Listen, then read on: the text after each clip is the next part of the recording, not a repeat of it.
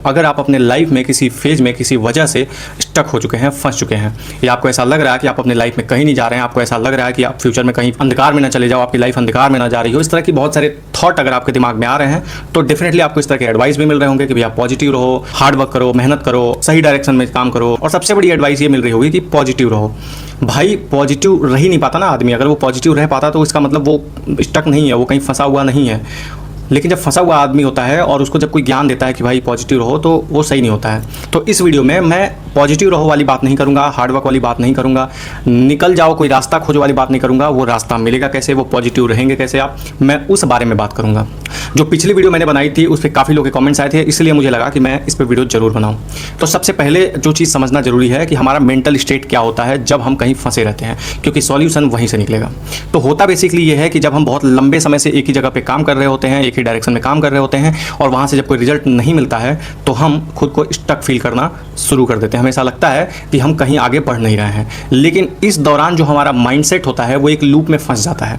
हम सोच ही नहीं पाते हैं एक दायरे के बियॉन्ड। हमारी स्थिति ऐसे होती है जैसे अगर हम एक कमरे में बंद हों तो कमरे के चारों तरफ की दीवारों को देखेंगे, छत को देखेंगे, लेकिन उसी कमरे की एक दीवार पे कहीं साइड में एक दरवाजा होगा, वहाँ से बाहर निकलने का वहाँ हमारा ध्यान नहीं जाता है। उसका रीज़न ये होता है कि जब हम कहीं भी फंस जाते हैं, स्टक रहते हैं किसी एक सिचुएशन में, तो बार बार हम जो इन्फॉर्मेशन कंज्यूम करते हैं वो सेम तरह की इन्फॉर्मेशन होती है। बार बार जब हम बात करते हैं तो उन्हीं दो चार लोगों से बातें करते हैं, उन्हीं दो चार लोगों से सॉल्यूशन मांगते हैं जो ऑलरेडी उसी दायरे में हैं। हम कभी भी उस दायरे के बाहर झांकने का प्रयास ही नहीं करते हैं। और जो सबसे बड़ी गलती हम करते हैं वो ये होता है कि हम एक बार में अपनी पूरी लाइफ को ही सही करना चाहते हैं। पूरी लाइफ एक बार सही करने का मतलब ये है कि जब हम किसी एक पर्टिकुलर प्रॉब्लम में फंस जाते हैं तो ओवरथिंकिंग से उस पर्टिकुलर प्रॉब्लम को अपने लाइफ के 20 से 50 साल आगे, फ्यूचर, मरने तक की स्थिति तक हम लोग ये सोचने लगते हैं कि भाई कैसी होगी मेरी लाइफ। फॉर एग्जाम्पल, एक बंदा आज अनएम्प्लॉयड है, उसके पास जॉब नहीं है, तो वो उसका जो इमीडिएट प्रॉब्लम है कि उसको अभी जॉब चाहिए, उसको एम्प्लॉयमेंट चाहिए। तो वो क्या सोचने लगता है कि यार अगर कहीं जॉब नहीं मिली तो मैं 40 की उम्र में कहाँ रहूँगा, किस स्थिति में रहूँगा, कहीं मेरा फ्यूचर अंधकार में ना चला जाए, मेरी शादी नहीं हो पाएगी, लोग मुझे रिस्पेक्ट नहीं देंगे। अब एक प्रॉब्लम है, सिंगल प्रॉब्लम है अनएम्प्लॉयमेंट, लेकिन ओवरथिंकिंग से हम 10 और प्रॉब्लम क्रिएट कर लेते हैं और अपने दिमाग को एक बार में इन 10 प्रॉब्लम को सॉल्व करने के लिए लगा देते हैं।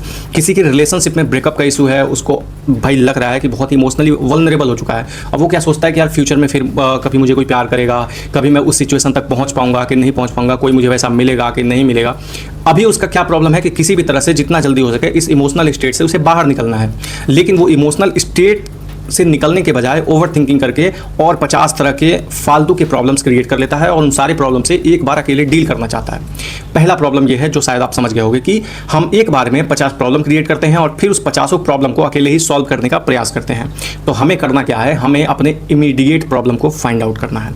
अगर हमारा मुद्दा अनएम्प्लॉयमेंट है तो फोकस सिर्फ अनएम्प्लॉयमेंट में होनी चाहिए कि अभी मुझे एम्प्लॉयड होना है, कहीं कहीं मुझे जॉब चाहिए, मुझे एक इनकम सोर्स जनरेट करना है, चाहे वो छोटी हो चाहे बड़ी हो। जब एक इनकम सोर्स जनरेट हो जाएगा तो दिमाग खुल जाएगा, दायरा बढ़ जाएगा।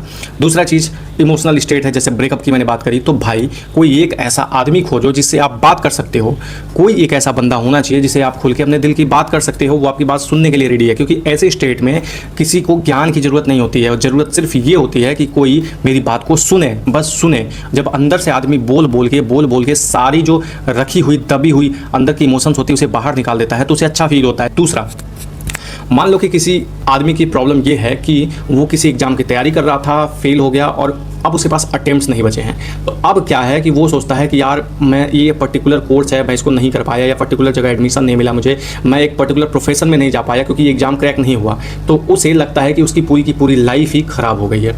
एंड टू बी ऑनेस्ट, इतना डीप पेनफुल स्टेट में वो आदमी पहुंच जाता है कि पूरी लाइफ 50 साल के बाद की जो लाइफ होती है वो आज इमेजिन कर लेता है। जबकि सच्चाई ये है कि आपकी करंट रियलिटी आपके 5 साल बाद की रियलिटी से भी मैच नहीं करेगी, चाहे आप किसी पर्टिकुलर प्रोफेशन में जाओ या ना जाओ। हो सकता है आप जाओ तब भी खराब हो जाए, हो सकता है आप ना जाओ तब भी बहुत बेहतर हो जाए। तो आपको करना क्या है, आपको एक problem, current immediate problem find out करना है, उस पर काम करना है। अब आप ये कह सकते हो कि चलो भाई मैंने प्रॉब्लम फाइंड आउट कर लिया कि मेरी करंट प्रॉब्लम ये है, लेकिन अगर मुझे कहीं जॉब चाहिए तो मैं किससे बात करूं, कहाँ जाऊं, कौन मुझे जॉब देगा, मैं किसी को जानता ही नहीं हूं। तो एक पर्टिकुलर आदमी को फाइंड करो, निकलो दायरे से बाहर।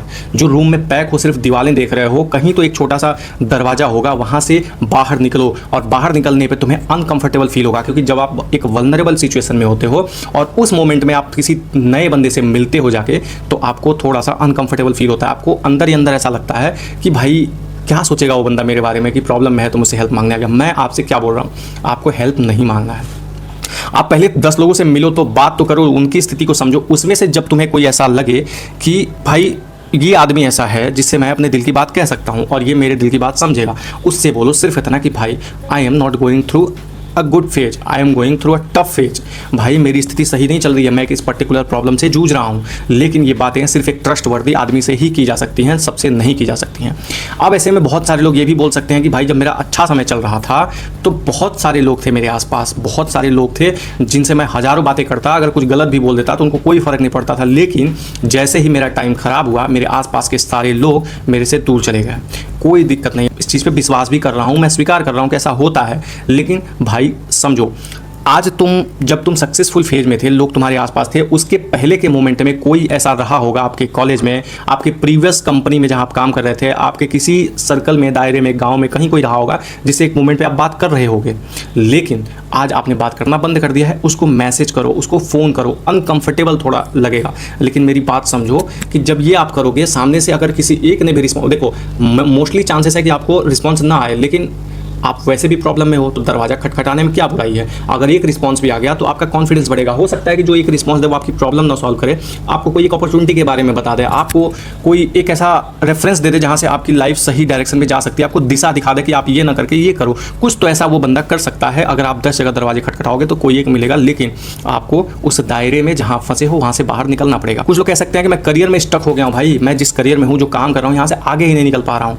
तो ये मत सोचो कि आज अगर आप ग्रो नहीं कर पा रहे हो, आज आपको प्रमोशन नहीं पा रही है तो आज के 10 साल बाद भी आपकी लाइफ ऐसे ही रहेगी, या फिर आप इतनी सैलरी में ही सर्वाइव करना पड़ेगा पूरी लाइफ। आप समझो, खुद को एनालाइज करो कि क्या आपकी प्रॉब्लम एक्सपीरियंस है, क्या आपकी प्रॉब्लम कॉन्फिडेंस है, क्या आपकी प्रॉब्लम स्किल्स है, क्या ऐसी चीज़ है जिसकी वजह से आप यहाँ स्टक हो। उस पर काम करो, सेमलेसली दरवाज़ा खटखटाओ और वहाँ से निकल जाओ, मेरे कहने का सीधा मतलब है।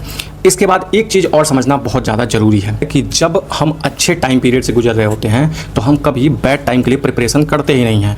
तो आप अगर किसी भी तरह से यहाँ से निकल जाओ, तो कुछ दिन काम करो, स्टेबल हो जाओ और उसके बाद एक सेकंड लाइफ बिल्ड करो। हो सकती है आप जॉब में हो तो आप 9 to 6 की जॉब कर रहे हो, 9 to 5 की जॉब कर रहे हो, 9 to 9 की जॉब कर रहे हो, लेकिन वहाँ से जब आप वापस आओ तो एटलीस्ट 1 घंटा एक ऐसे स्किल्स को दो कि आपके दिमाग में अगर कभी भी ये थॉट आ जाए, कभी ऐसी सिचुएशन आ जाए वाकई में कि आपकी जो करंट सोर्स ऑफ अर्निंग है वो आपसे छूट जाए, तो उस स्किल को मोनेटाइज कर सको। पहली लाइफ आपकी जो करंट जॉब है वो रहनी चाहिए, उसके बाद जो दूसरी लाइफ है वो एक स्किल बिल्ड करने पे होनी चाहिए। वो कंटेंट क्रिएशन हो सकता है, वो सेल्स हो सकता है, वो कॉपी राइटिंग हो सकती है, वो एडिटिंग हो सकती है, वो कोई भी स्किल एक पकड़ लो जो आपको थोड़ा बहुत इंटरेस्टिंग लगता है। उसके बाद एक और चीज़, जब आप वल्नरेबल सिचुएशन में होते हो तो आपको करना बहुत जरूरी है, जो आपके माइंड सेट को चेंज करती है।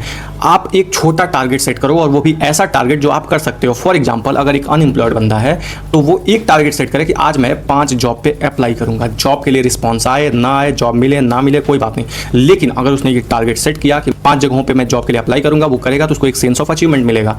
वो ये सोच सकता है कि मैं आज एक नए बंदे से मिलूंगा, बात करूंगा। वो हो सकता है कि कोई आपके गांव का हो जिससे आपने बहुत दिनों पहले बात की हो, उससे आप बात कर रहे हो। कुछ अलग करो जिससे आपको सेंस ऑफ अचीवमेंट मिलेगी, आपके ब्रेन को एक सिग्नल जाता है कि आप अभी भी चीज़ों को इन्फ्लुएंस कर सकते हो। तो छोटे छोटे टारगेट्स दो, उन्हें अचीव करो, जिससे कि अचीवमेंट वाली सेंस आपके ब्रेन में बरकरार रहे। इससे आप चैलेंजेस को आसानी से पार करने का कॉन्फिडेंस गेन करते हो। Last but not the least, जो मैं सजेशन देना चाहता हूँ भाई, ये बहुत इंपॉर्टेंट है। हर चीज़ को ये मत समझो कि तुम अकेले सॉल्व कर लोगे। कुछ प्रॉब्लम्स ऐसे होते हैं जो तुम्हारे दोस्त भी नहीं सॉल्व कर सकते हैं, कुछ प्रॉब्लम्स ऐसे होते हैं जो तुम्हारी फैमिली भी नहीं सॉल्व कर सकती है।